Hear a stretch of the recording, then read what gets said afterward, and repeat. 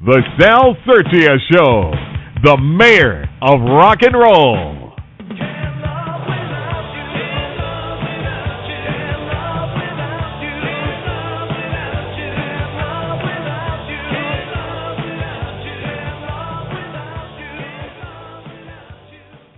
Hey, folks, how we doing out there in the internet world? Sal Sirchia here again. This is show number 8, and we got a great show for you tonight. There's been a lot of excitement on Facebook, on Twitter for my guest tonight because he's been in the movie business since like 1970, been in tons of great movies and some real cult classics as well. He's been acting for years, since like I said, 1970, and he's still acting and doing movies and also music and writing songs. And well, let's bring him on. We have my good friend, and we also work together on the show on HBO Oz. Let's have a hand. Everybody start clapping in your living rooms for brother Thomas Waits. Brother Tom. Hey, Sal, how you doing? Oh, man, I'm hanging loose like a long-egged goose. How about you? I'm good. Not 1970. I didn't graduate high school until 1972. And I didn't do my first professional acting job until 76. Oh, you're right. You were on All My Children, correct? I was on All My Children. I think that was 1987. Right, that's why I screwed it up. That show's been around since 1970, yes, and you came on in it. Right. All My Children is a classic. In fact, I get stopped for that show more. You can't believe it. And it was years ago, 20 years ago, but people stop me for that show, so frequently. It's just amazing, especially women. Uh-huh. And then I did One Life to Live more recently, 2007.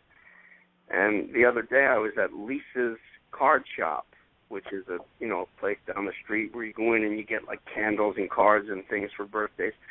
And she's like, "Oh my God, I can't believe it! I missed you so much on One Life to Live." And I couldn't believe the woman even knew I was alive. This is my neighbor. But those soaps are really popular. Yeah, well, like I said, that's what I looked at. Because I remember the show. I was reading it, and it was started in 1970. But you, in the 70s, you were already in movies and TV shows in the 70s. Yeah, not that's 1970 right. on the dot, but like. I think 70. In 1977, I shot my first picture, which was called On the Yard, directed by Raphael Silver and produced by Joan Micklin Silver and starring John Hurd. Mm-hmm. He's a great actor, and a lot of great actors in that movie, On the Yard. It's a prison film, which actually is going to get re-released on DVD February 18th. And it's a really good film, and got great reviews, and that was my introduction to the movie business. I was 22, just out of acting school, and all of a sudden it's like, hey, you're going to play the lead in this movie. I'd gone into audition for a supporting role in the picture. And I did the audition, and they called my agent, and they said, they want you. And I was like, great, oh, that's fantastic. I got a supporting part for my first job in the movies. And he's like, no, they want you for the main character, Chilly Willy Overholster. This is a part that they had talked to Al Pacino about, they had talked to Harvey Keitel about, and they gave it to me. And I'm a 22-year-old kid with this motion picture on my back, and it's very exciting. It's a great way to start the business, Well, I saw that movie. I actually also, I'm going to tell you a funny story. The first time I seen that movie, do you remember WHT, Womeco Home Theater? They call it Womeco Theater, WHT. It was like $15 a month, and you got a box on your... Yeah, I do remember. That's where I saw that movie for the first time. It was on Womeco. And then I bought the VHS tape, too, which I lost in the Sandy Storm because I had about 400 videotapes in my basement, and with the Sandy Storm, everything got washed away. So I lost that movie. Yeah, because you got hit really hard by the Sandy Storm, right? Yes, because I live by the water in East Rockaway. So, I mean, it's like, there's a canal right on my corner and also the beach right behind it. So we had 7 feet of water. I lost, forget about it. Forget about the baseball, like 500 DVDs, 400 videos. Oh, my God. Hundreds of CDs. People really suffered during that thing, man. Yeah. But and the funny thing is, I had seen On the Yards first, but then when I saw you in the Warriors, 1979, right? Right. Now that movie is forget about it, one of my favorite movies of all time. I'm not even exaggerating if I told you I watched it a couple hundred times, because in the movie theater when it first came out, I went to see it, me and my friend Stu, and we watched it, and then it finished, and we watched it again. And you know what freaked me out? After the Warriors, I went back, I watched the On the Yard again, and I seen James Remar with the small little part. Jamie Remar, absolutely, Jamie Remar. He had a small part in On the Yard. Right, when he gets shanked under the arm while he's lifting the weights. Lifting weights and then I come to work with Jimmy again in the Warriors, and we were both kind of young toughs, Right. And but Jamie was great, he was terrific in that movie as Ajax. I mean, he got the spirit of that film like right away. Oh yeah, even as in the old days, he was like my hero, Ajax. Ajax. People loved him, man. I mean, it's funny because in the 70s, I had a friend of mine that we used to hang out with. His name was Geeky, actually. We called him Geeky, and he looked like James Remar, and he had that same crazy attitude of like always wanted to fight or not afraid of anything, or you shoot at him and he keeps coming after you. So Ajax reminded me of that He's type. always making fun of everybody that's like, he's like, he's a fucking pussy. Are you allowed to say that on this show? Joanne, are we allowed to curse on internet radio? I think so, right? I mean, it's not regular radio. I've never cursed, but this is a good time to find out. But I'm sure it's okay. I was trying to paraphrase, his character. I wasn't trying to use it's okay. Profanity. I mean, not that I don't use it, but I don't mean to be disrespectful. Oh no, not at all. I mean, this is. But Jamie was great. I mean, he really, and then. I don't know if you know this, but after that, and Jamie and I became friends. We'd see each other around and hang out once in a while. And then he and I did a movie called The Clan of the Cave Bear together, which didn't do very well at the box office, unfortunately for us. But it was a great best-selling novel. Clan of the Cave Bear was like it was the what's a popular book out now that we can compare to, like Goldfinch, the novel Goldfinch. That's a big, not as well written as Goldfinch, but a very popular novel, Clan of the Cave Bear by King Owl, and big Warner Brothers picture with Daryl Hannah and Pamela Reed. And so I show up on the set, actually we rehearsed for 6 weeks or so. I show up in the rehearsal room the first day, and there's Jamie Remar. And we started laughing and cracking up because, here we were going to spend the next 5 months of our lives together, So, we got to know each other pretty well, and he's certainly a very exciting actor. He's a down-to-earth guy. I met him. I was walking down 8th Street and right by 6th Avenue one day, and I walked right into him, and we stopped and started talking, and we talked outside for about 45 minutes about the, movies, because I was friends with Joe Spinell, and he worked with Joe Spinell, and the movie Cruisin' and stuff like that, so we're talking about the Cruisin'. He had a big part in Cruisin', didn't he? Yeah, we talked about you. We told me a lot of funny stories about the Warriors, And, did you mention my name to Jamie? Did you mention my name to Jamie? Yeah. Yes. Oh, yeah. We were talking about all the guys. Dorsey Wright, you. Yes, Dorsey. Yeah. Yeah, we talked about Dorsey Wright, and he was telling me a lot of great stories. We sat there for a good 45 minutes, and then I gave him my card, and said, "Let's hang." You should interview him.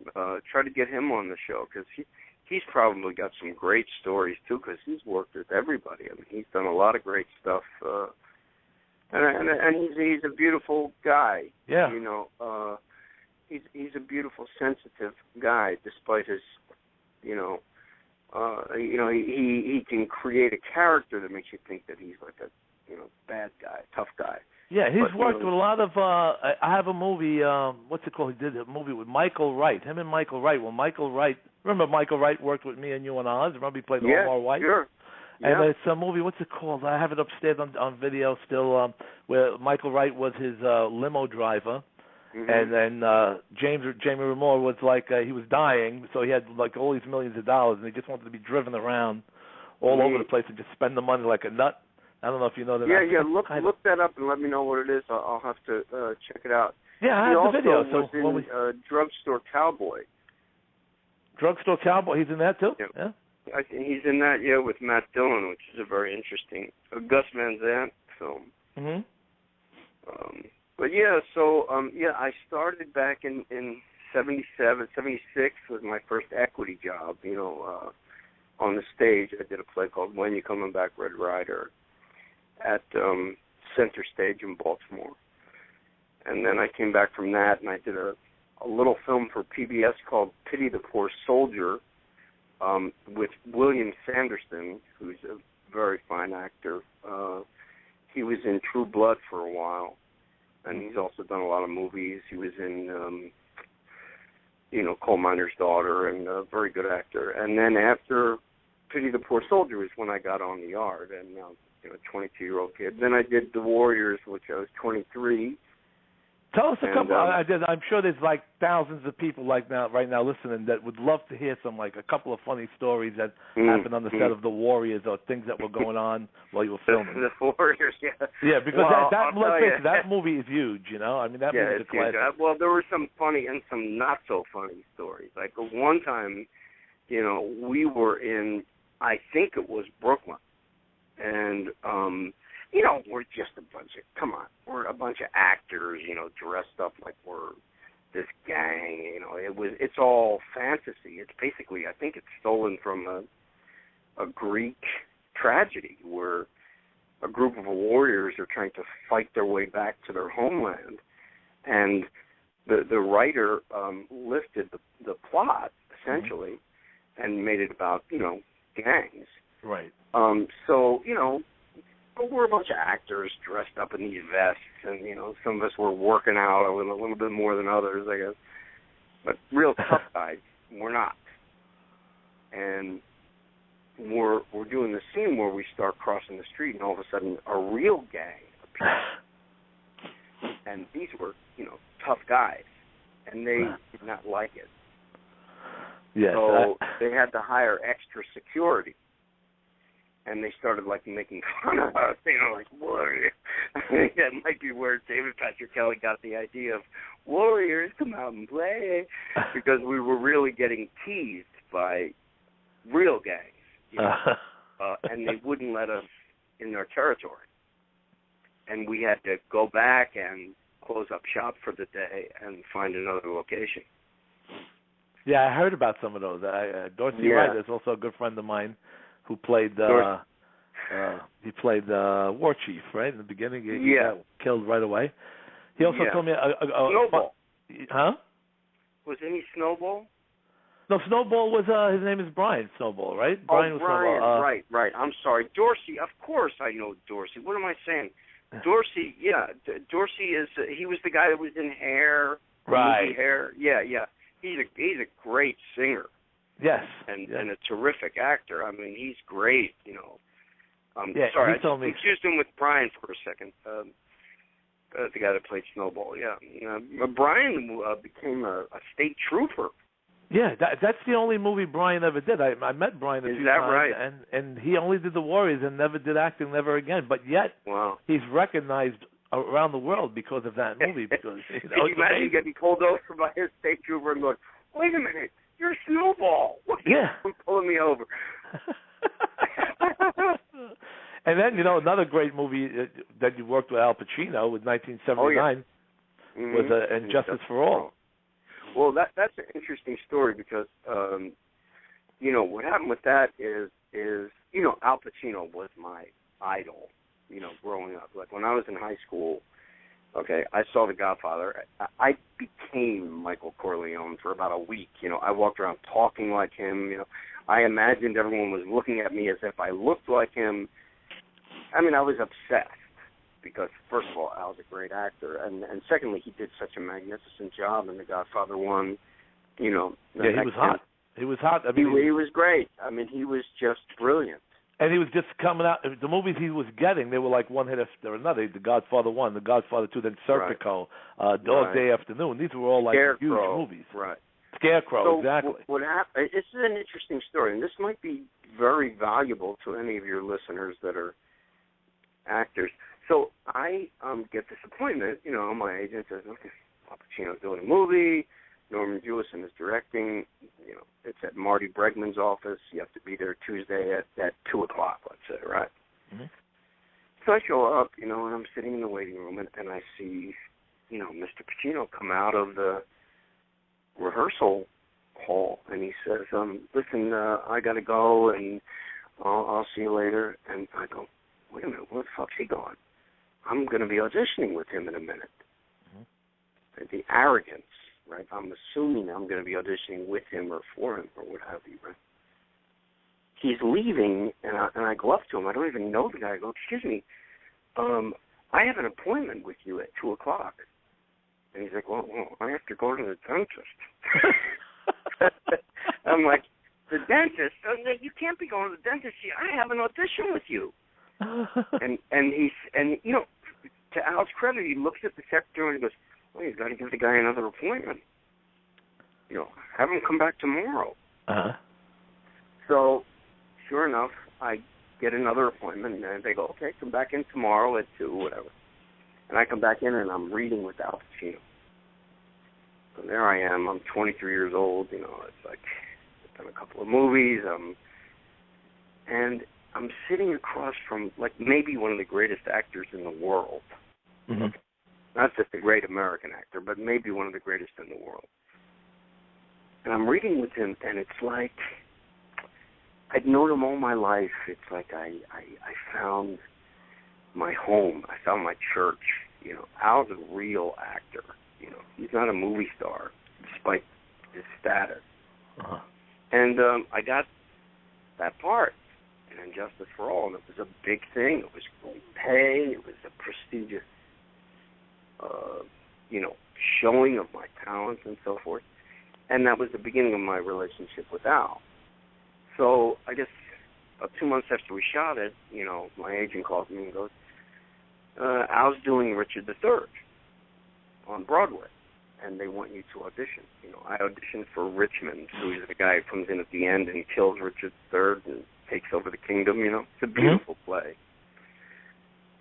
And, I got the part, and now I'm rehearsing the play with Al Pacino. And it was an extraordinary experience, watching him work every day. That was like going to get a PhD in acting just to watch him rehearse every day. Right. So the interesting thing is that we open in Philadelphia, okay? And the reviews are really bad. They're like, first of all, the play was 4 hours long. And secondly, they say something like, the only person that can handle the verse is Thomas Waits, because I'm trained in Shakespeare. Mm-hmm. So I promptly got fired. Oh, really? The next day, they go, sorry, you're too young for the part. So it was really bad, and I was really upset. I turned down 13 weeks of work on what was that Michael Cimino film that went way over budget? Heaven's Gate. Okay, yeah, I know this movie. Remember that? You they wanted you to be in that movie. You paid. They wanted me to be in that movie, and I turned it down so I could stay in Richard III, not knowing, I was going to get the pink slip, right?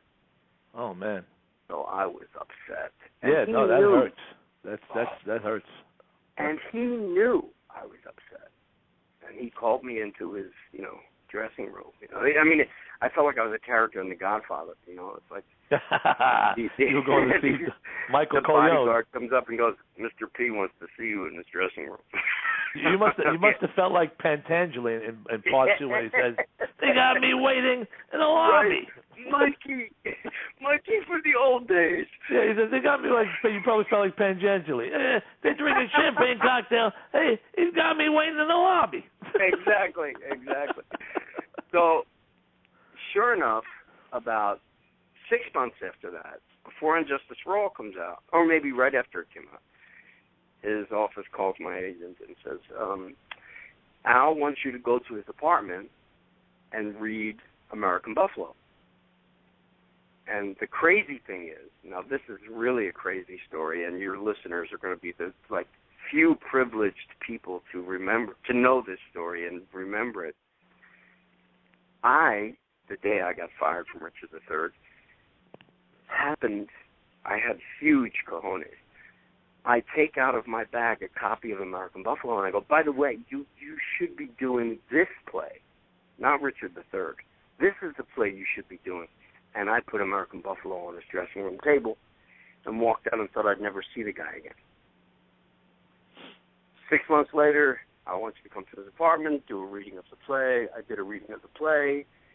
Then I was away in Cleveland doing Prince Hal and Henry IV Part 1, and they said, okay, they want you to fly in and audition for American Buffalo. So I auditioned for American Buffalo. You know, everybody wanted to be in that play with him. It's a 3-character play. You know, Kevin Bacon, Matt Dillon, everybody was up for this thing. But I got it. Mm-hmm. And now I'm doing a 3-character play with Al Pacino at the old Circle in the Square on Broadway. You know, was that on Bleecker Street? I remember he was doing the play. I remember me and a bunch of friends of mine hanging out outside hoping to see you guys come out. I remember when that was on. Yeah, I remember that play. Yeah, we used to have autograph seekers out there. But it was an amazing performance. He was phenomenal. Oh, yeah. I mean, this is like, I would say it's like human electricity being on stage with him. It's like being on stage with a live wire. You know, he's human and everything is real. Everything is completely true. And as soon as you become untruthful, he just kind of looks at you, and you become truthful. He just pulls you into, he pulls you into his vortex. You know, he's so intense. I mean, and he starts preparing, you know, hours before the show. He's back there pacing around, you know, and I'd go up to him and I'd say, hey, Al, can I bum a cigarette? Back in the days when I used to smoke. Those days are long gone, thank you. Well, we all did. Yeah, right? And he would look at me like I was from outer space. But if I said, hey, Teach, if I called him by his character's name, he would be, sure, kid, here you go. You want a cigarette? Wow. If you said, hey, Al, can I have a cigarette, he wouldn't talk to you. Because he wanted to stay in character and not That's it. Yeah? That's not Al. Who's Al? He'd look at you like you were a Martian. Well, you know, to be alive, I mean, acting in movies and live on stage are two different things. I mean, you know, to be like for you guys to do stage acting that's really, really heavy duty acting. I mean, with movies you could cut or do it over movies, again. You can cut. You can go to your trailer, take a nap. Yeah. You can go have a sandwich. You can go have, you know, on stage. Once that curtain goes up, there's no turn. That's why I say, and I really learned this from Al, you're not a real actor until you've been on stage. Mm-hmm. You're not really an actor until you've been on stage. And you've learned how to, you know, for that 2.5 hours to hold that audience's attention. Right. Hold that note, Tom. We're going to go to break for a commercial, and we'll be right back, okay? We're going to be right back. These stories are so good. This show is already flying. We're going to go to commercial and be back in right after this with Brother Thomas Waits. Here is a well-documented fact. Humans spend approximately 33% of life in bed. That's a good reason to consider bringing your bed into the 21st century. With Function All Linens, they'll change your bedtime forever. Designed for every kind of bedtime you can imagine, these fun and functional bed sheets have his and her side pockets that hold pretty much everything but the kitchen sink. The pockets allow you to have your cell phone, iPad, remotes, and anything else you need within your fingertips' reach at all times. No more cluttered nightstands. No more fumbling around in the dark. Simply reach for your pocket. Experience the affordable comfort and pure luxury that only Function All Linens can offer. For more information or to order, visit functionall-linens.com or beddazzle.com. Does this sound like you? You want an online interior design business that puts money in the bank and even makes you money 24/7. You have the design skills, but you're unsure about the online business part. Or maybe you already have an e-decorating business, but the web traffic trickles in and the sales are slow. It seems like you'll never harness the power of the internet, and your dream of a successful online business feels out of reach. If you have plenty of unanswered questions and you're searching for reliable answers, look no further. Introducing the E-Decorating Missing Manual. This is a step-by-step proven plan to create a thriving online interior decorating business. It includes digital learning materials, from an info-packed PDF manual to instructional videos. Get it today at mupplebee.com. That's www.mupplebee.com.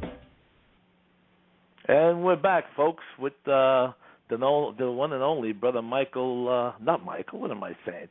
Michael just called. That's right. We just got a call. We just got in a call. Michael was from, my dad's name. Yeah, no. You know what it is? While we were on commercial, a caller just called in, and his name is Mike Hernandez. And Mike was stuck in my head, but we're back with brother Thomas Waits. That's my friend Mikey Hernandez from Toledo, I believe. Mike, you there? Fan of mine on Facebook. Yeah. Are you there, Mike? Yeah, I'm here.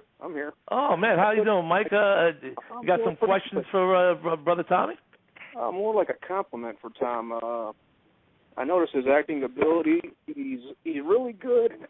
I remember, you may have heard me say this before, Tom, but that scene in The Thing where Windows is running down the hallway. He's looking back. He's. It's like you put so much feeling and so much believability into that character. That very scene right there. You looked tired. You looked exhausted. You had that. that wrap around your head.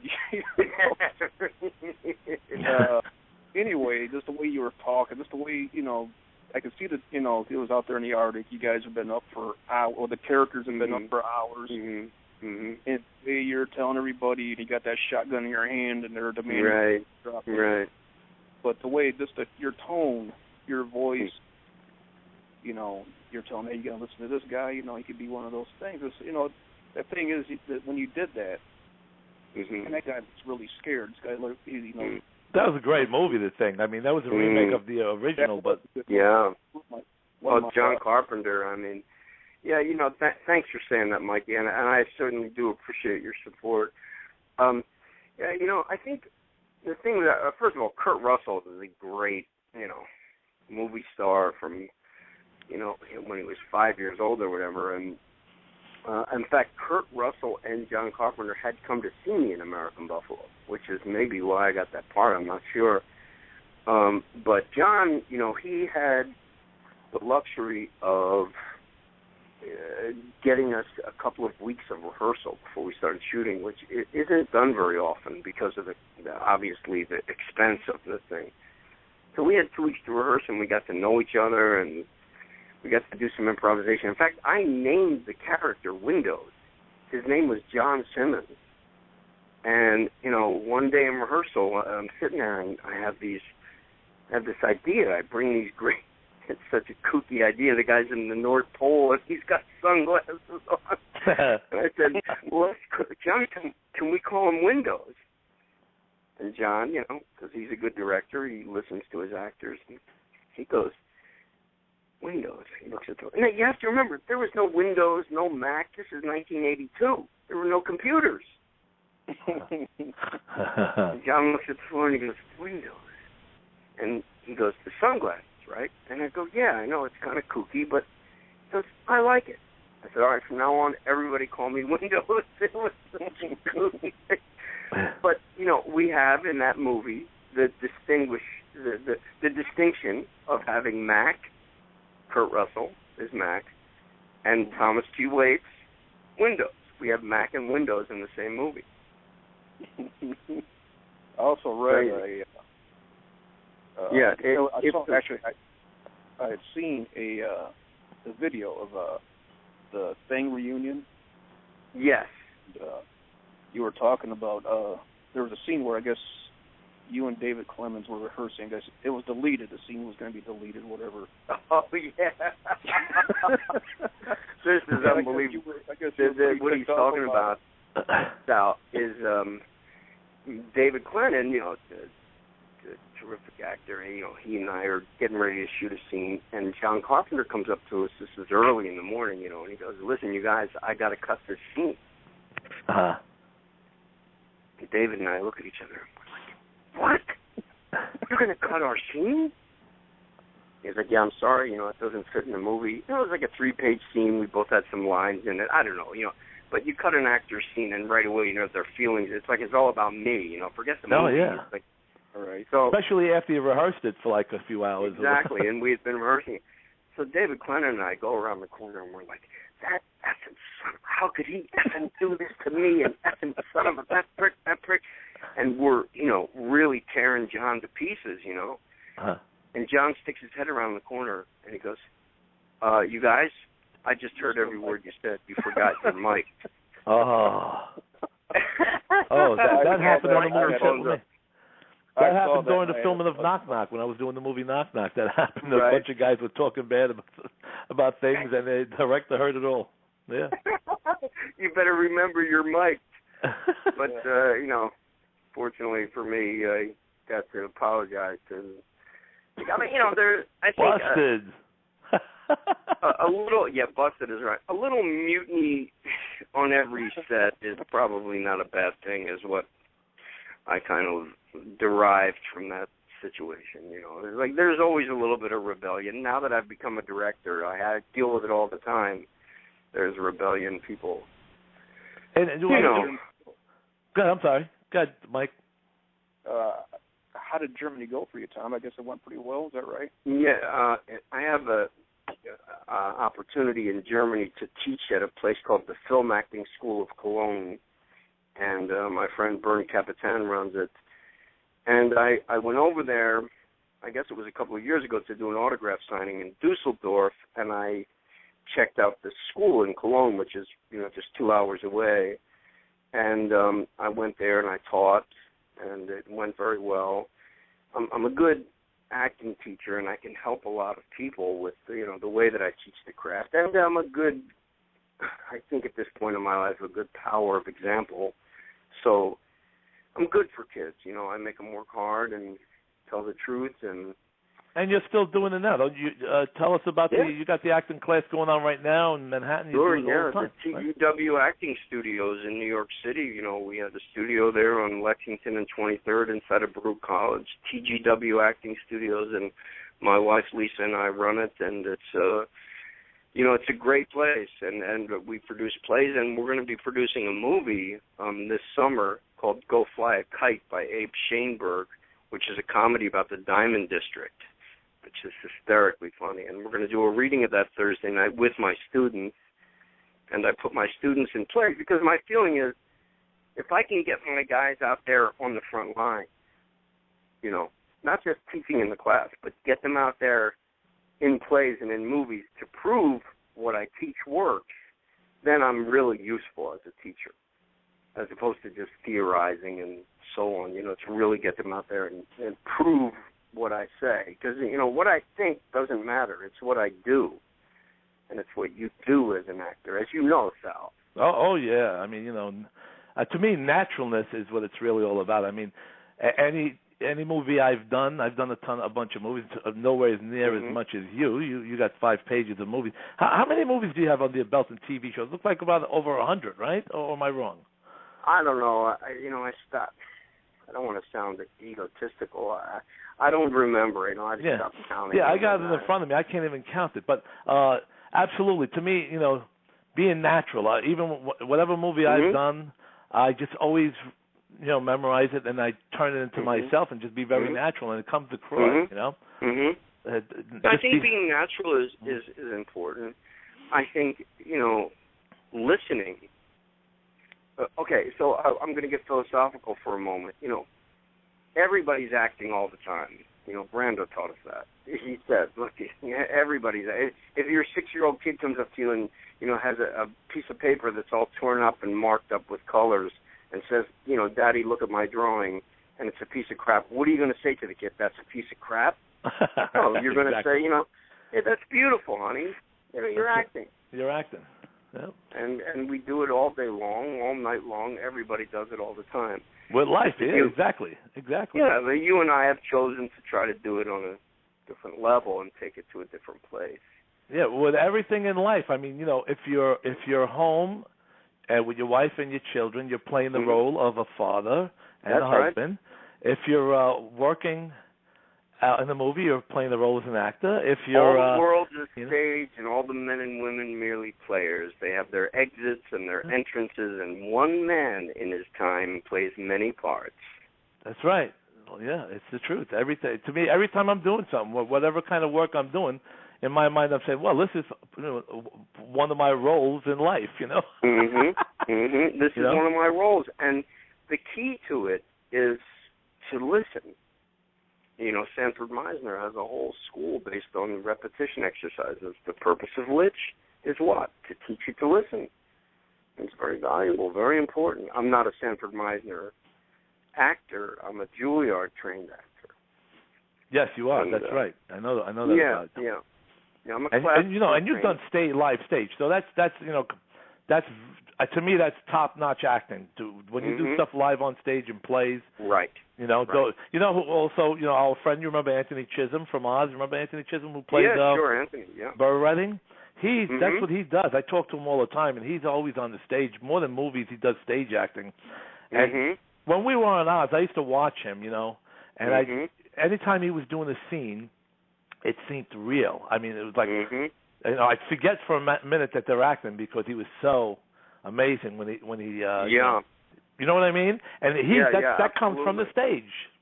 Yeah, I think it does. Well, it comes also from having to get out there night after night. 8 shows a week for 6-8 months in a row. This takes craft. Yeah. And you have to learn it someplace, and that's why I say, come to the TGW acting studios and learn how to do it properly. Hopefully we have like 20,000 people listening tonight, and hopefully 10,000 of them might show up at your door tomorrow. I hope so, and we'll get a chance to get them out on stage once they're ready.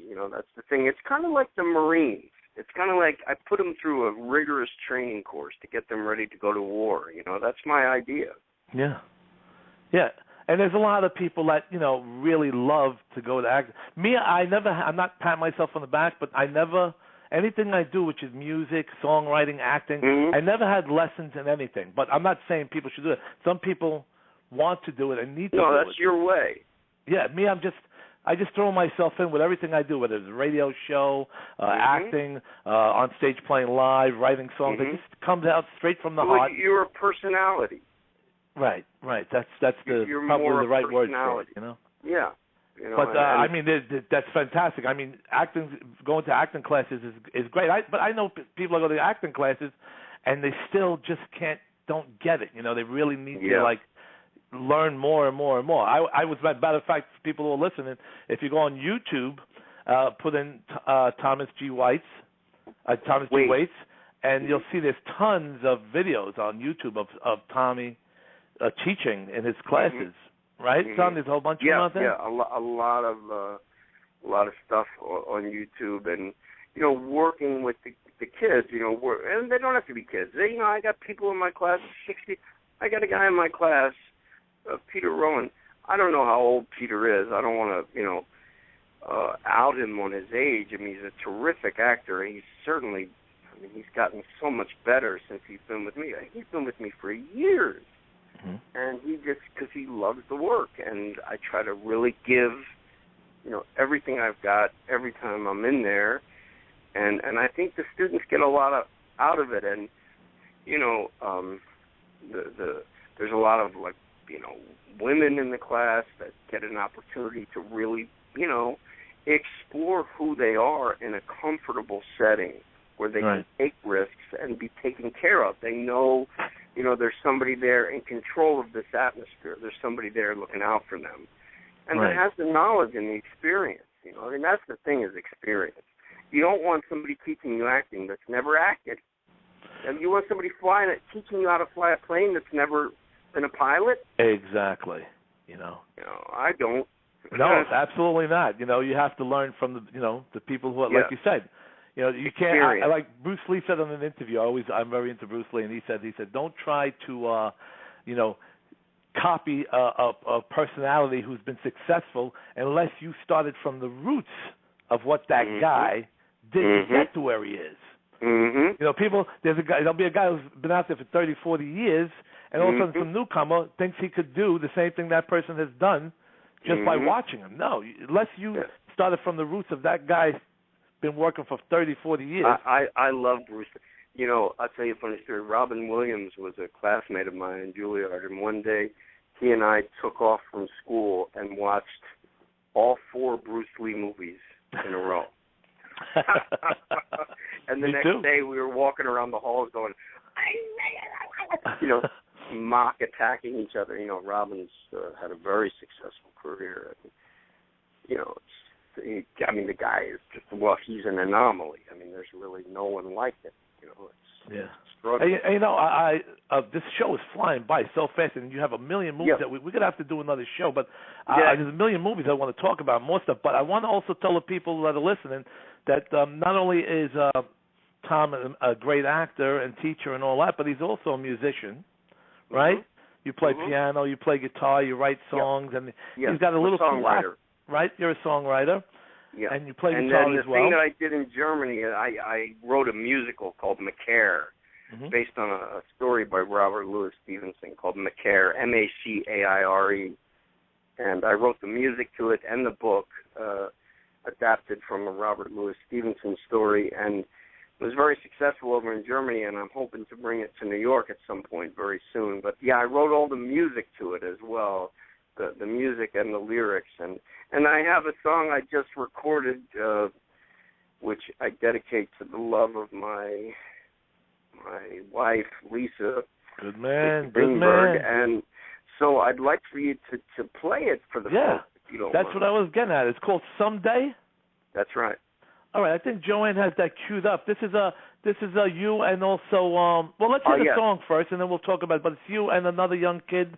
And you call yourself the old man and the kid, correct? The old man and the kid, right, and a couple of broads.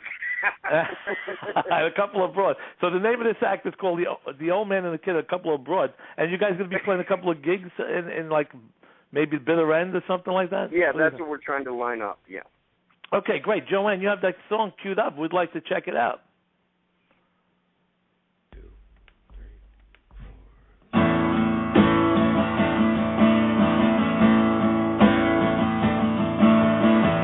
Yesterday they say the world ended. I don't know about that. They say, man, it was splendid. The whole place went like a match. Gonna die this hate here in my heart. If I don't get to look in your eyes, if there ever was a reason to live and start, again I'm gonna give it a try. Someday, baby, gonna bust out of this rap.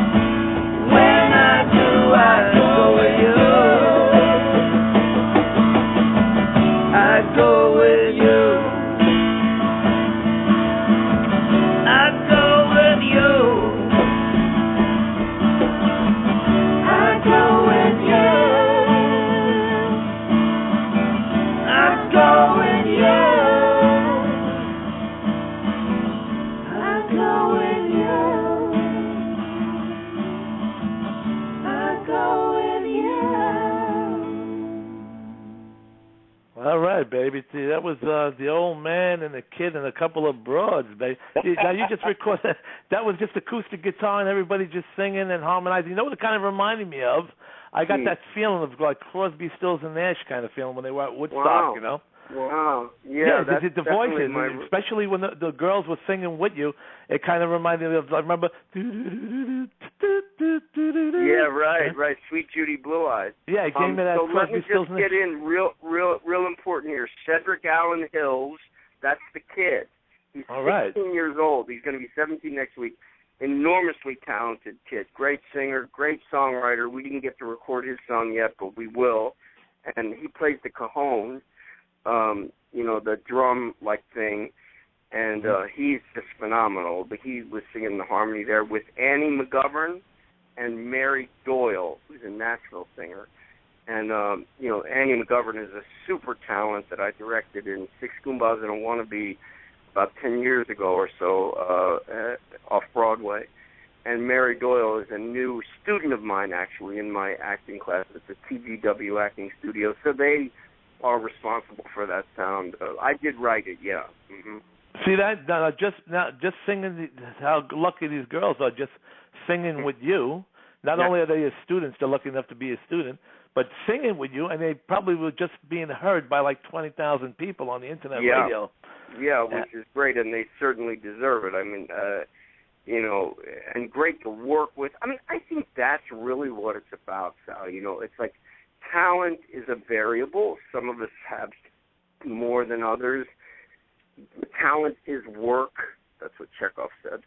Mm-hmm. But having fun and being fun to work with, and when the pressure cooker is on and it's tense and everybody gets irritable, to be able to keep a positive mental outlook in the face of stress and build your endurance with a harmonious and positive outlook, I think that's just so critical and crucial to, one's development as an artist. Anybody can be a pain in the ass, Yeah. Anybody can bitch and moan and yell and scream and complain, but it takes a real talent to suck it up and step forward, And a trooper. I mean, also, I always say to myself, when you've mastered rejection, then you've made it, because nothing could stand in your way. Nobody could bring you down. Nobody could, And I mastered rejection back in the early 80s. I mean, I used to run around the record companies having meetings with head of A&R people, and they were passing on my music or coming to see us live. Oh, well, it's good, but it's not what we're looking for right now. Bon Jovi's album just sold 30 million, but the song is great. Or, so I've never bothered me. I walked out of the place with a smile. I say, okay, next. And I used to tell people, well, man, I don't want to get a record deal that soon, because then I'll make it, and then what do I do then? Then I don't have a goal to reach, so I want to keep going. Well, the thing is that, every no leads to yes. Right. No leads to yes. There's no. And that all day long, all night long, you hear no. All you need is one yes. That's right.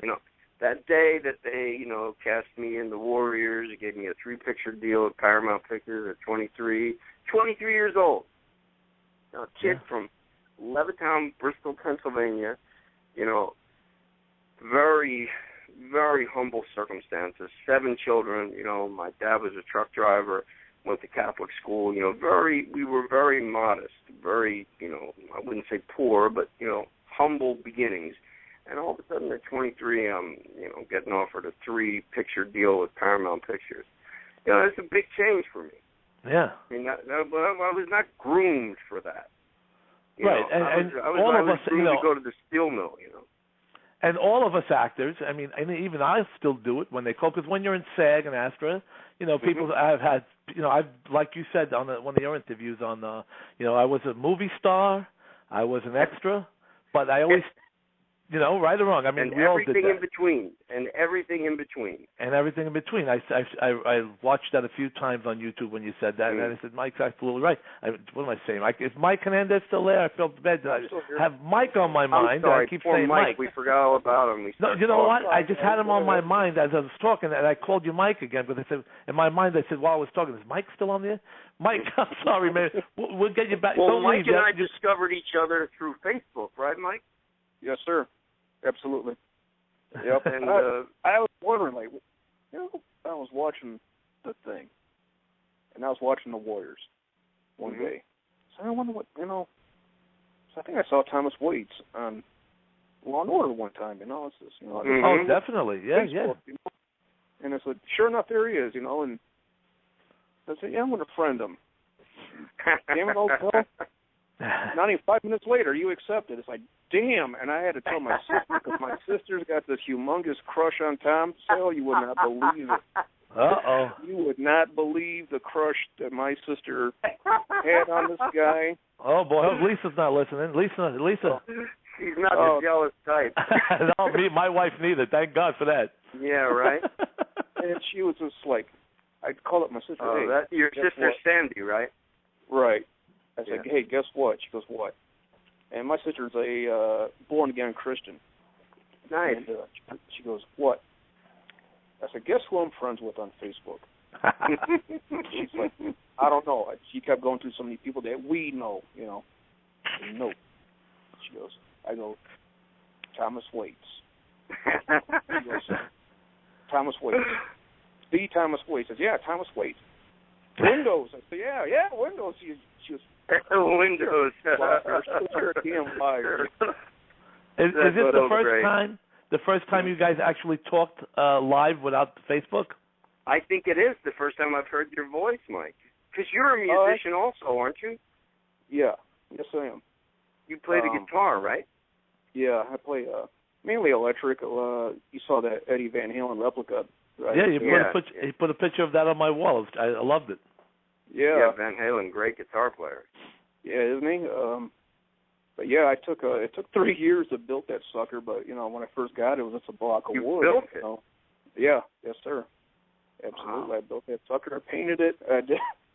I put everything on there. Everything was on there. Yep. And and what do you do, Mike, in Toledo? I'm actually an automobile detailer. Ah, yes. Mm-hmm. For a Jeep Chrysler Dodge dealership. Mm-hmm. Yeah, I put I'll just say I make your cars look like they can go on a showroom floor, so that's what I do for a living. People keep saying I miss my calling. I'm also a artist, musician, and a cook, you know, so. Wow. But, yeah, that's really cool. Well, we'll have to jam together sometime, right, Sal? Yeah, man. Maybe. You never know. Maybe with three of us will write a song together. It'll be like in one of your next movies or something like that, you know? Yeah, and, that would be great. Listen, this has been so much fun, Sal. I really appreciate you inviting me onto the show. And let's get together soon, okay? Yeah, definitely, man. Well, we got a few minutes left. What time is it? We got 6 minutes left if you want to. Okay. I was just getting ready to say that if people go to Netflix, there's quite a few movies on Netflix that Tom is in also. I just watched one of them the other night called The Life Zone. Life Zone, right? Oh yeah. You play Roger Del Field. Vecchio special, yeah. And also a movie called The Grand Theft. Grand Theft, right? There's a little-known movie called Vern Miller where I play Al Capone. Al Capone, yeah. And, I didn't see it. I wanted to see it. It's with Scott Glenn and Edo Ross, and it was interesting for me to play Al Capone after, of course, Bobby De Niro played him. Wasn't that the part that he gained all the weight for? No, Raging Bull. No, that was Rocky Graziano, right? No, he played Raging Bull. He played Jake LaMotta. Jake LaMotta. He played Jake LaMotta. Thank you. But so it was. I was kind of influenced by that, but I know De Niro must have played. Didn't he play Al Capone somewhere? Yeah, The Untouchables. The Untouchables. That's right. Is that what so it is? I kind of had that in my mind, when I did that picture. And I've had the opportunity to see that. It was kind of interesting. And also there's a little known movie I did back in the 80s with Michael J. Fox called Light of Day. Yeah, Joan Jett was also in there, right? Yeah. You were in that, Tom? Yeah, I have a small part in it. I was involved in, working with the singers that were auditioning for it, Joan Jett and Patti Smythe. From Scandal, right? From Scandal? From Scandal, yeah. Right. That's goodbye to you, goodbye to you. Yeah, that's right, exactly. Hey, I met her a few times. She's a sweetheart. Yeah, so I was hired to coach the singers on their acting, and then they gave me a part in it, and I always thought that was an interesting movie. But, yeah, there's a ton of them out there, and there'll be a ton more I hope to do. Well, Tommy has shown up in tons of movies. I mean, I've seen you in State of Grace, the Money Train. You popped up in the Money Train. Those go all the time. Yep. Most Wanted. Some of them I had big parts in, and they got cut out on the editing room floor. Oh, that happened to me in quite a few movies. Yeah, right. But we got not to interrupt you. Sal, not to interrupt you. I know we only have a couple of minutes left, but I have Phil Snyder on the phone. Oh, geez, we only have 3 minutes left. Phil, go ahead. Okay, we can't forget about Phil and his brother Rob. Phil and Rob are the guys that filmed that little clip of Last Tango in Paris you see of me on Facebook. I was 19 years old doing Marlon Brando. Yeah. And Phil and Rob directed a werewolf movie, and that was actually my first movie at 19. He was a very scary werewolf. What happened, Phil? You called so late. How come you waited 3 minutes before the show ended? Yeah, I should have called sooner. I was entranced by everything, and I should have called.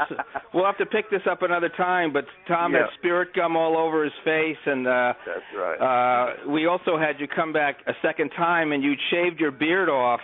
You had a beard the first time, and then when you came back again, we filmed another shot, and no one ever knew the difference because you were so intense.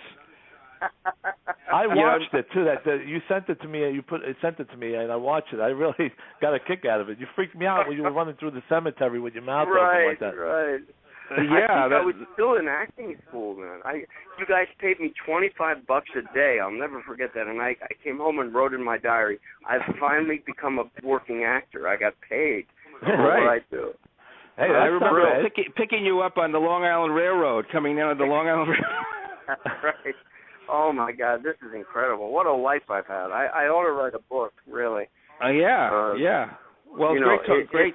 Yeah, it's great. It's great you should. Hooking back up with you. And listen, keep in touch, and Sal will certainly be listening to the show, and I'll get my students and everybody I know to listen to the show. Let's make the Mayor of Rock and Roll a reality. Yes, indeed. I'm going to be the next Howard Stern, maybe. I got the hair. I got the glasses, and I got Joanne, so we could be like the Howard Stern show. Thank you, Joanne.